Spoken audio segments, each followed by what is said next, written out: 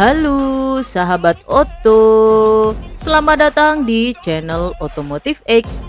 Channel Otomotif X ini adalah channel yang membahas tentang informasi-informasi terbaru seputar kendaraan darat terutama mobil dan motor. Jadi, bila kalian membutuhkan informasi terbaru tentang otomotif, silahkan klik loncengnya untuk subscribe agar kalian tidak ketinggalan informasi terbaru dari otomotif spesial buat kalian semua. Oke, kali ini Otomotif X akan membahas tentang beberapa jenis transmisi mobil matic. Mulai dari jenis transmisi AT, kemudian transmisi CVT, dan yang terbaru ada transmisi DCVT. Kira-kira keunggulan dan kekurangannya apa ya? Dan kemudian perbedaannya apa nih? Kita simak berita selengkapnya. Untuk permulaan, Otomotif X akan membahas tentang AT dan CVT dulu ya. Yuk simak. AT atau Automatic Transmission dan CVT atau Continuous Variable Transmission, kedua transmisi ini memiliki kelebihan dan kekurangan masing-masing. Penjelasan ini disampaikan pemilik bengkel spesialis matic Warner Matic Hermas Effendi Prabowo. Keduanya memiliki fungsi yang baik sesuai dengan medan jalan yang dilalui oleh mobil tersebut. Masing-masing sih punya keunggulan dan kelemahan sendiri-sendiri ya. Misalnya kalau transmisi matic AT, keunggulannya perpindahan giginya untuk yang speednya enggak banyak itu terasa, ucap Hermas. Hermas menjelaskan bahwa transmisi matic AT yang memiliki hingga 4 percepatan atau 4 speed, maka perpindahan giginya akan terasa. Sedangkan untuk yang sampai 8 percepatan ke atas, perpindahan giginya tidak akan terlalu terasa. Salah satu keunggulan mobil bertransmisi matic AT adalah tenaganya yang lebih kuat untuk dipakai melalui medan-medan berkontur sulit seperti jalan-jalan yang menanjak ekstrim. Transmisi AT lebih bandel, terutama dia akan lebih mampu untuk melintasi jalanan-jalanan yang konturnya menanjak, ucap Hermas. Kemudian Hermas pun menjelaskan bahwa tarikan pada mobil dengan transmisi matic bisa dibilang lebih halus. Kalau transmisi matic CVT memang dia lebih halus, lebih irit konsumsi BBM, dan dia enak juga di jalanan kota yang jalanannya landai dan datar, ucap Hermas. Menurut dia, mobil transmisi matic CVT memang lebih irit konsumsi dan bahan bakar serta memiliki tarikan yang lebih halus.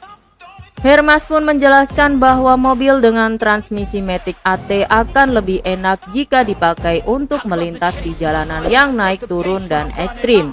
Pasalnya kemampuan CVT tidak sanggup meneruskan tenaga dari mesin ke roda.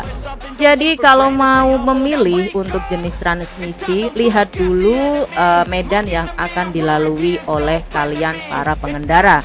Kalau sekiranya sering dipakai untuk naik turun jalanan yang ekstrim, mending pakai yang transmisi AT ya.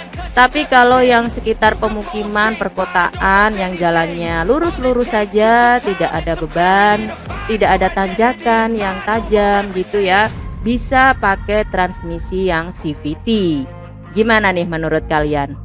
Lanjut yuk, kita ke transmisi di CVT yang terbaru ini ya, dari mobil baru New Sirion 2022. Oke, kita bahas selanjutnya. Kita tahu bukan bahwa yang memakai jenis transmisi DCVT ini tidak lain tidak bukan adalah New Sirion Facelift 2022. Di sini cara kerja dari DCVT sedikit berbeda kalau disandingkan dengan model CVT konvensional. Ajang tes jalan media drift yang diselenggarakan di Manado menuju kawasan Tomohon, Sulawesi Utara menjadi wahana untuk membongkar teknologinya. Pastinya, DCVT ini merupakan teknologi yang terbilang baru di Indonesia dan pertama ditemui pun di Xenia dan Avanza generasi terbaru. Terus apa bedanya nih dengan model CVT konvensional? Inisial D dari DCVT ini mengacu pada dual mode. Jadi, di dalam transmisi Sirion terdapat tambahan planetary gear sebagai kesatuan rangkaian. Bukan hanya komponen dua puli dan sabuk baja saja yang dapat berubah diameternya agar menghasilkan rasio fleksibel. CVT dipadukan sistem gigi terpisah demi menekan putaran mesin saat kecepatan tinggi, sehingga asupan bahan bakar bisa lebih efisien. Dual mode CVT sebetulnya sudah ada di K-Car dan kendaraan Daihatsu di Jepang. Kemudian transmisi itu dibawa buat pasar Indonesia. Betul, ada planetary gear supaya menekan power loss. Cara kerjanya sama seperti milik Xenia. Saat kecepatan di atas 60 km per jam, maka pergerakannya bakal dipindah dari CVT belt ke planetary gear. Terang Bambang Supriyadi, Technical Service Division Head PT Astra Daihatsu Motor di Sulawesi Utara. Kelemahan dari CVT tradisional kerap mengalami power loss dan suara meraung tinggi saat akselerator ditekan. CVT pun lantas selalu menjaga putaran mesin memuncak. Itulah mengapa selalu menggerung keras sebelum mulai berakselerasi. Jelas kurang nyaman, ada rasa seolah engine selalu disiksa dengan raungan yang keras pastinya ya. Dan saat melaju kencang, CVT ada di rasio tertinggi yang bisa berdampak terhadap efisiensi bahan bakar. Disinilah letak perbedaan dengan di CVT. Tidak sepenuhnya bergantung pada beltnya, dan tambahan planetary gear di bagian input dan output shaft pulley mampu terlepas dan tersambung. Dalam kondisi normal, kecepatan rendah sampai menengah ia sanggup bekerja layaknya CVT konvensional. Transisi akan terjadi di kecepatan tinggi di atas 60 km per jam. Kemudian penyaluran tenaga beralih ke sistem gear. Tak lain tujuannya guna menghindari dampak energi loss dan mengejar efisiensi. Rotasi belt di pulley akan berkurang signifikan, dan inilah keunggulan di CVT kalau dibandingkan dengan AT atau transmisi konvensional di Sirion lama.